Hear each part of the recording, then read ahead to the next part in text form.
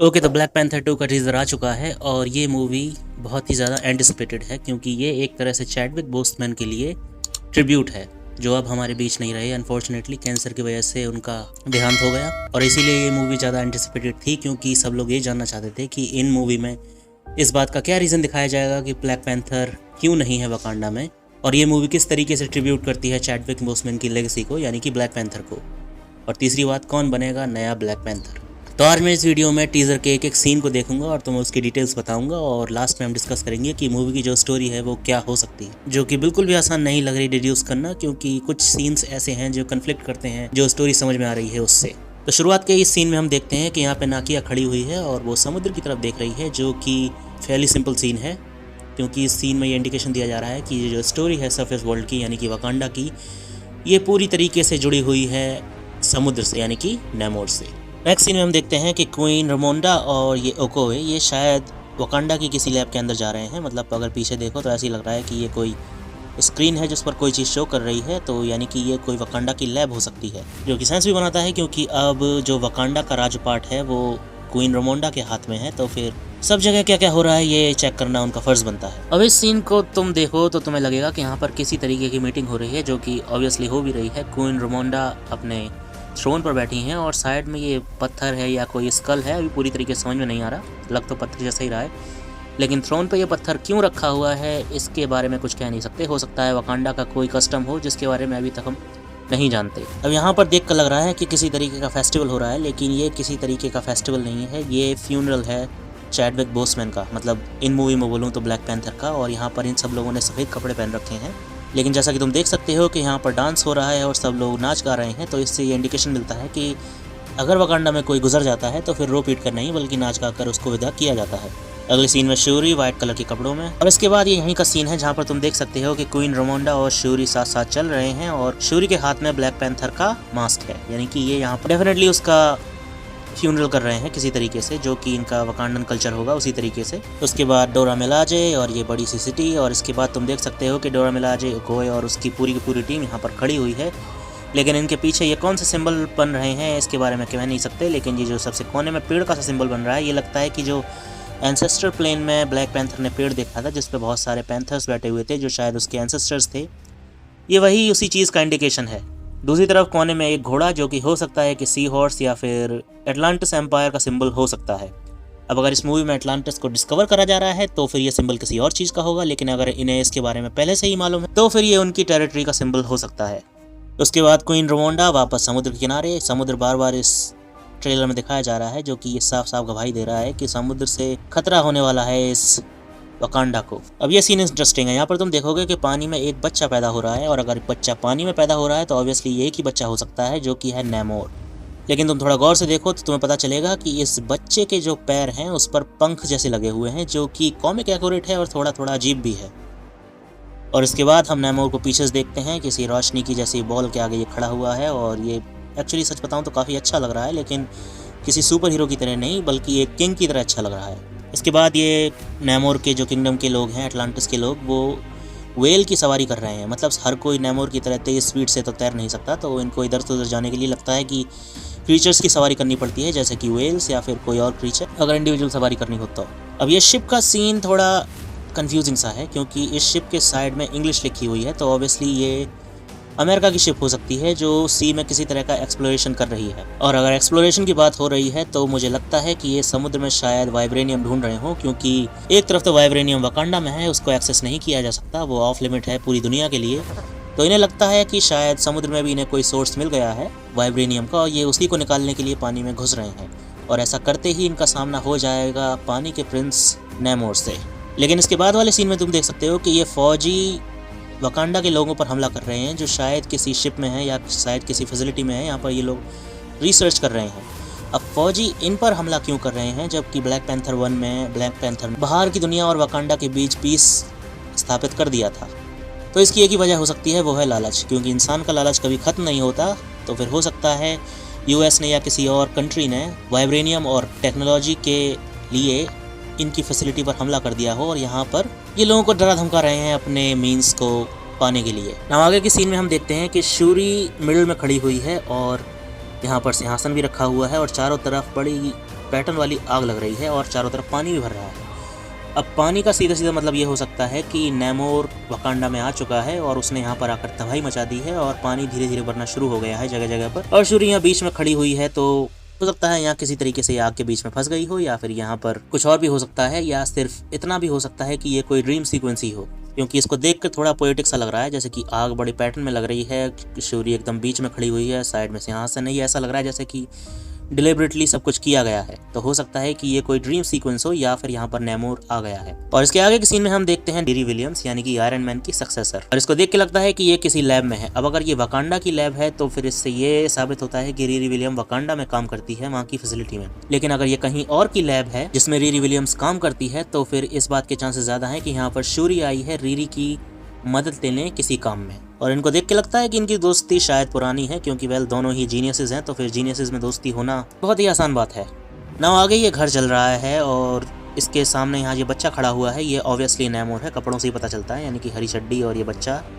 ये नेमोर है। लेकिन अगर तुम साइड में लोगों को देखोगे तो इनकी स्किन का कलर नीला है। वो इसलिए क्योंकि नेमोर एक हाइब्रिड है, उसका पिता इंसान है और माँ एटलांटियन है, तो उसका जो कलर है वो इंसानों के जैसा है। लेकिन बाकी के जो एटलांटियंस होते हैं ये नीले रंग के होते हैं।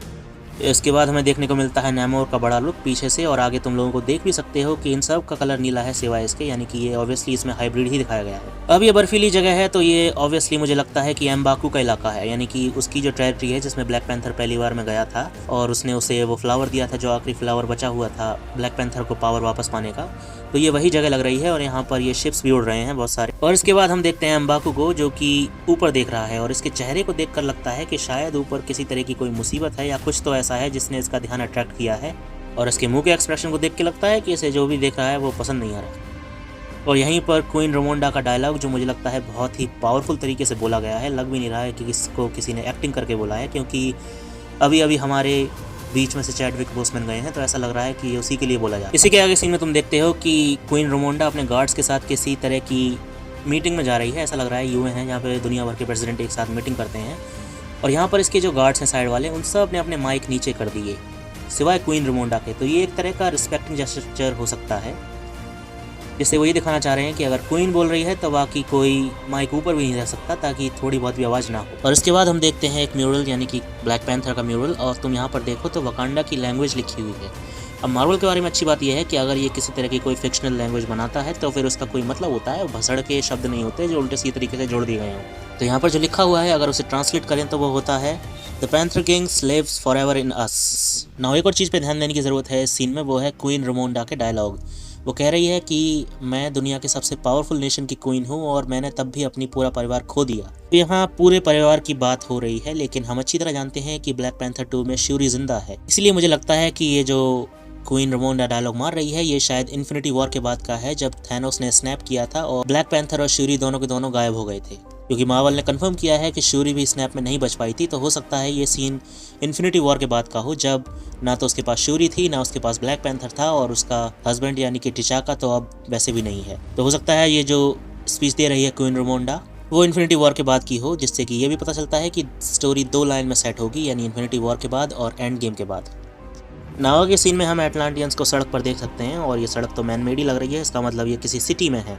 और जिसको तुम सबसे आगे देख रहे हो उसका नाम है नमोरा, वो नेमोर की कज़न है। तो ये लोग इंसानों की सिटी में क्या कर रहे हैं, वकांडा के लोगों का पीछा करते करते हुए आए हैं, और वकांडा के लोग इंसानों की सिटी में क्या कर रहे हैं ये तो खैर मूवी देखने के बाद ही पता चलेगा, फिलहाल तो सिर्फ हम अंदाज़ा ही लगा सकते। इसके बाद आगे के सीन में हम देखते हैं रीरी विलियम्स को, जो कि आयरन मैन की तरह ही हथौड़ा लेकर अपना शायद आर्मर डिज़ाइन कर रही है, और यहाँ पर इसने एक लोहे के प्लेट में से आयरन भी निकाल लिया है हार्ट के शेप का, जो कि इस बात का इंडिकेशन देता है कि यही आगे जाके आयरन मैन की सक्सेस है, यानी कि आयरन हार्ट बनेगी। अगले सीन में हम देखते हैं कि जो नेमोर की सिटी है यहाँ पर हमला हो रहा है और ऊपर शिप से हमला हो रहा है, तो ये शिप्स हो सकती हैं वकांडा की, और यहाँ पे बाकी के सब लोग भाग रहे हैं, नेमोर खड़ा हुआ है। अब नेमोर की लुक को तुम गौर से देखो तो तुम इसके पैरों में देखो तो तुम्हें पंख नजर आएंगे, जो कि हम प्रीवियसली भी देख चुके हैं पीछे टीजर में, जहाँ पर वो जब पैदा हुआ था तब भी उसके पैरों में पंख थे, जो कि अजीब बात है क्योंकि वेल एक पानी में रहने वाले क्रीचर के पैरों में पंख का क्या काम। तो कॉमिक्सों में तो ये पंख उसके उड़ने के काम आते हैं, लेकिन मुझे लगता नहीं कि MCU में ये उड़ने के काम आएंगे, क्योंकि वेल ये लॉजिकल लगेगा क्योंकि ये बहुत ज़्यादा छोटे हैं। तो मुझे लगता है कि अगर इन पंखों का MCU में कोई काम होगा भी तो वो इतना ही होगा कि ये इसे मैन्यूवर करने में मदद करते हैं, या तो पानी में तैरने में या फिर बाहर की दुनिया में अगर ये किसी से लड़ रहा है तो फिर इसे एजिलिटी देने में, स्पाइडरमैन या ब्लैक पैंथर की तरह। बाकी के सारे एटलांटियंस तो पानी में घुस रहे हैं, लेकिन नेमोर नहीं घुस रहा है क्योंकि भाई वो किंग है, तो फिर उसका धर्म नहीं बनता भागने का। अब इस सीन में तुम देखो तो एम्बाकू नेमोर पर हमला कर रहा है पीछे से। यहाँ पर नेमोर ने किसी एटलांटियन के कंधे पे हाथ रख रखा है और बाकी के उसके सामने झुके हुए हैं। तो ये सीन ऐसा लग रहा है जैसे कि एम्बाकू ने अचानक से हमला किया है, मतलब ये सब कुछ प्लान नहीं था। जो लड़ाई है वो इसके बाद शुरू होगी। यहाँ पर एम्बाकू चुपचाप आया और अब वो उसके पीछे से हमला कर रहा है, जो कि ऑब्वियसली सक्सेसफुल नहीं होने वाला क्योंकि भाई वो मूवी का विलन है, तो फिर इतनी जल्दी तो मरेगा नहीं। तो यहाँ पर हम देख सकते हैं कि डोरा मिलाजे किसी ब्लू कलर के कपड़ों वाली लेडी की तरफ अपने हथियार करके खड़े हुए हैं, और ये ब्लू कलर के कपड़ों में जो लेडी है ये भी वकांडा से ही है। तो फिर वकांडा से वकांडा ही क्यों लड़ रहा है ये तो खैर मूवी आने के बाद ही पता चलेगा ना। प्रीवियस सीन में हमने देखा था कि ये दोनों लड़ रहे थे, लेकिन इस सीन में ये सब के सब साथ साथ हैं। यहाँ पर हरे रंग के कपड़ों में भी कोई है, ब्लू रंग के कपड़ों में भी और रेड भी। तो हो सकता है ये अलग अलग फोर्सेस हैं वकांडा की, जिसके कपड़े अलग अलग हैं। और क्योंकि ये सीन में सबके सब साथ साथ है, यानी कि जो थ्रेट है वो अब एक हो चुकी है और सब उससे लड़ने के लिए तैयार है। इसके अगले सीन में तुम देखो तो यहाँ पर ये लेडी जो है, जो कि शायद नमोरा है, नेमोर की कज़न, वो किसी चीज़ में स्पीयर मार रही है और इसके स्किन का कलर देखो तो ये ब्लू नहीं है। तो ऐसा हो सकता है कि इनकी स्किन का जो कलर है वो ब्लू सिर्फ पानी के बाहर होता हो, पानी के अंदर इनकी स्किन का कलर नॉर्मल रह सकता है, या फिर हो सकता है कि इसकी कोई और वजह हो। और इसके बाद वकांडा में पानी भरते हुए दिखाया गया है, मतलब थ्रोन रूम में, और शायद बाहर भी पानी भरते हुए दिखाया गया है। अब इन दोनों सीनों को ऐसे जोड़ा गया है जैसे कि एक के बाद एक है। उसके स्पीयर मारने से यहाँ पानी भर गया, लेकिन मुझे लगता नहीं कि ये दोनों सीन एक ही हैं। मुझे लगता है कि ये पानी भरने वाला जो ये सीन है ये अलग है, और वो जहाँ स्पीयर मार रही है वो अलग है। और यहाँ पर ये बच्चा भी है जिसको बचाने की कोशिश कर रही है कोई लेडी। अब ये बच्चा कौन है ये तो खैर मूवी आने के बाद ही पता चलेगा। हो सकता है ये वकांडा का कोई मेंबर हो, मतलब सिविलियन हो, जिसको पानी से बचाने की कोशिश कर रही है कोई सोल्जर। उसके बाद ओकोए किसी से लड़ते हुए, जिसका अभी फेस तो पता नहीं, लेकिन हथियार से ऐसा लगता है कि ये भी कोई वकांडा का ही बंदा है। इसके बाद बाइक, गाड़ी, और हमें यहाँ पर नेमोर का चेहरा देखने को मिलता है, जिसको देख के लगता है कि ये बहुत ही ज़्यादा पिस्ड ऑफ है किसी वजह से। और इस सीन में हम देख सकते हैं कि ये नीला डोर जो पीछे है, जिसको हम पीछे टीजर में देख चुके हैं, जैसे सोल्जर्स खुलवाने की कोशिश कर रहे थे किसी वकांडा के साइंटिस्ट से, लेकिन यहाँ पर पासा उल्टा पड़ चुका है। यहाँ पर सोल्जर्स की ऐसी तैसी कर रही हैं डोरा मिलाजे। तो हो सकता है ये किसी तरह की रिसर्च फैसिलिटी है जिस पर इन सोल्जर्स ने किसी चीज़ को पाने के लिए हमला किया, लेकिन उन्हें नहीं पता था यहाँ पर उन्हें डोरा मिलाजे मिल जाएंगी जो अब इस चीज़ को प्रोटेक्ट कर रही हैं। इसके बाद किंग नेमोर अपने सिंहासन पर बैठते हुए, जो कि एक्चुअली में एक मेगालोडॉन शार्क के मुंह से बना हुआ है, जो कि बहुत ही बेहतरीन लग रहा है। और इसके बाद ये बड़ा सा शिप, और इसके चारों तरफ तुम देखो तो मछली जैसे जीव नजर आएंगे, जो कि मुझे लगता है एटलांटियंस हैं जो इस शिप पर हमला करने के लिए चढ़ रहे हैं। और इस वाले सीन से ये बात कंफर्म भी हो जाती है कि ये शिप पर हमला करने के लिए चढ़ रहे हैं, और यहाँ पर जो वकांडा की फोर्स है ये शिप को प्रोटेक्ट कर रही है। तो हो सकता है कि ये जो शिप है ये वकांडा का ही, क्योंकि किसी वजह से वकांडा के और नेमोर के बीच में लड़ाई छिड़ी हुई है, तो ऑब्वियसली इन दोनों सेनाओं का आपस में लड़ना लॉजिकल है। और इसके बाद का सीन जिसका हमें इंतजार था वो है ब्लैक पैंथर का पीछे से लुक। तो ऑब्वियसली जो ये ब्लैक पैंथर है ये हमें पता नहीं कौन है। सबसे ज़्यादा चांसेस हैं कि ये शूरी है, उससे कम चांसेस हैं कि ये शायद ओकोए है, यानी कि डोरा मिलाजे की लीडर, और सबसे कम चांसेस इसके नाकिया के होने के हैं, क्योंकि नाकिया एक स्पाई है और कोई ट्रेंड वॉरियर नहीं है, तो उसका होना तो लगभग ना के बराबर है। सबसे ज़्यादा प्रॉबिलिटी तो इसी बात की है कि ये शूरी है। और अगर तुम आगे देखो तो दूसरी तरफ नेमोर भी है, जो कि अपने घुटनों पर है और ऊपर उठने की कोशिश कर रहा है, यानी कि इन दोनों में यहाँ पर भयानक लड़ाई हो रही है ना। ये तो था ट्रेलर वकांडा फॉरएवर का। अब इसकी स्टोरी क्या हो सकती है, आखिर नेमोर वकांडा से लड़ क्यों रहा है? इसकी कई वजह हो सकती हैं, या फिर ऐसा भी हो सकता है कि वकांडा से लड़ ही ना रहा हो, उसकी लड़ाई इंसानों से हो। वकांडा तो बस इंसानों को बचाने की कोशिश कर रहा हो, क्योंकि ब्लैक पैंथर ने वकांडा और इंसानों के बीच में एक ब्रिज क्रिएट किया था। तो अब क्वीन रमोंडा का जो फर्ज बनता है वो उस ब्रिज को मेंटेन करना बनता है। इसलिए अगर इंसानों की दुनिया पर कोई मुसीबत आएगी तो जो उसका बेटा करता है, यानी कि इंसानों को बचाने का काम, वो अब क्वीन रमोंडा कर रही है अपनी सेना को लेकर नेमोर को रोक के। लेकिन नेमोर इंसानों पर हमला क्यों करेगा? अब इस बात के भी कई सारे क्लूज हैं। तो जैसा कि इस सीन में तुम देख सकते हो कि एक बच्चा खड़ा हुआ है, यानी कि नेमोर, और उसके घर में आग लग रही है। अब आग अगर डिलिबरेटली किसी इंसानों की वजह से लगी है तो फिर नेमोर का गुस्सा इंसानों के लिए जायज़ है। तो पहला रीज़न तो बदला हो सकता है। दूसरा रीज़न हो सकता है वही वाला जो एक्वामैन में किंग ओर्म का था, यानी कि एक्वामैन के भाई का, कि इंसान समुद्र में भसड़ मचाते हैं, गंदगी फैलाते हैं, पोल्यूट करते हैं, तो फिर उन्हें ख़त्म ही हो जाना चाहिए। लेकिन मुझे लगता नहीं कि उसका ये रीज़न होगा, क्योंकि फिर मूवी एक्वामैन से सिमिलर हो जाएगी और मार्वल ऐसा बिल्कुल भी नहीं करेगा। तीसरा रीज़न हो सकता है वाइब्रेनियम, जिसकी सबसे ज़्यादा पॉसिबिलिटी है। हो सकता है इंसान समुद्र में से वाइब्रेनियम निकालने की कोशिश कर रहे हों और इसी बीच इंसानों की और नैमोर की भिड़ंत हो जाती है। या फिर ऐसा भी हो सकता है कि नैमोर की वकांडा से भिड़ंत हो जाती है, क्योंकि वकांडा को लगता है कि सारे वाइब्रेनियम पर उसका अधिकार है, तो फिर वो समुद्र में जो भी वाइब्रेनियम है उसको भी अपने ही अंडर समझ के किंग नैमोर के इलाके से उसे निकालने की कोशिश करेगा, जो कि किंग को बिल्कुल भी पसंद नहीं आएगा और इसी वजह से लड़ाई छिड़ जाएगी वकांडा के और नैमोर के बीच। लेकिन अगर वाइब्रेनियम की बात होती तो ये बात आराम से बैठकर भी सुलझाई जा सकती थी, क्योंकि जो वाइब्रेनियम अगर पानी में है तो वो किसी और की टेरिटरी में आता है और मुझे लगता नहीं कि क्वीन रामोंडा या फिर वकांडा में ऐसा भी कोई है जो किसी और की टेरिटरी में मौजूद वाइब्रेनियम को भी अपना समझे। ये तो बहुत ही ज़्यादा एरोगेंस हो गया। तो अगर वो पानी में वाइब्रेनियम लेने जाते हैं और वहाँ पर उन्हें किंग नैमोर मिलता है तो फिर बात ये कहकर भी सुलझाई जा सकती थी कि ये मेरी टेरिटरी में है, यहाँ से दूर रहो। इतनी छोटी सी चीज़ के लिए इतना बड़ा युद्ध छेड़ देना, एक दूसरे के किंगडम में हमला करना, पानी में बहा देना वकांडा को या फिर एम्बाकू का किंग नैमोर को मारना, इस बात के कोई सेंस बनते नहीं है। लेकिन ये MCU है, ये हर चीज़ का सेंस बना ही देता है, तो हो सकता है इतनी छोटी सी बात पे बहुत बड़ा कॉन्फ्लिक्ट क्रिएट हो जाए। नाउ स्टोरी कंफ्यूजिंग इसलिए लगती है क्योंकि वकांडा के और नैमोर के बीच में जो परेशानी खड़ी हुई है उसको तो हम समझ सकते हैं कि ये दो एक थर्ड वर्ल्ड कंट्रीज हैं जो एक दूसरे से लड़ रही हैं किसी चीज़ के पीछे, पॉसिबली वाइब्रेनियम के पीछे। लेकिन इसके बीच में इंसान कहाँ से आते हैं ये थोड़ा कंफ्यूजिंग है, क्योंकि अगर इंसान बीच में आते हैं तो यानी कि भसड़ उन्होंने फैलाई है ये वाइब्रेनियम वाली, और वकांडा उन्हें बचाने की कोशिश कर रहा है। लेकिन अगर वकांडा इंसानों को बचाने की कोशिश नहीं कर रहा है और उसकी डायरेक्ट लड़ाई नैमोर से ही है, तो फिर ये इंसानों की सिटी में कर क्या रहे हैं और आखिर इंसानों का इस मूवी में क्या रोल होने वाला है, ये तो हमें खैर मूवी देखकर ही पता चलेगा। फिलहाल तो इस बात की गारंटी है कि नैमोर जो किंग है, मतलब इस मूवी का विलन है, ये टोटली बैडएस है। लेकिन इसके साथ बस एक ही प्रॉब्लम है कि इसको as a super hero establish नहीं किया जा सकता, क्योंकि जो इसका सूट है वो सुपर हीरो वाला सूट कम और एक किंग वाला सूट ज़्यादा है, जो कि इंटेंडेड था ऑब्वियसली मार्वल के लिए। क्योंकि हम देख चुके हैं कि फेज़ 5 में तो नैमोर की कोई मूवी नहीं है, लेकिन फेज़ 6 में शायद जो मिसिंग टाइटल्स हैं उसमें नैमोर की कोई मूवी हो, और अगर कोई मूवी आती भी है तो उसके लिए बहुत ज़रूरी हो जाता है कि इसका कॉस्ट्यूम चेंज कर दिया जाए, क्योंकि वेल हरी चड्डी पहन कर ये सुपर हीरोइंग तो कर नहीं सकता। ज़्यादातर सुपर हीरोज चड्डी उतार रहे हैं और इसने सिर्फ चड्डी पहन रखी है।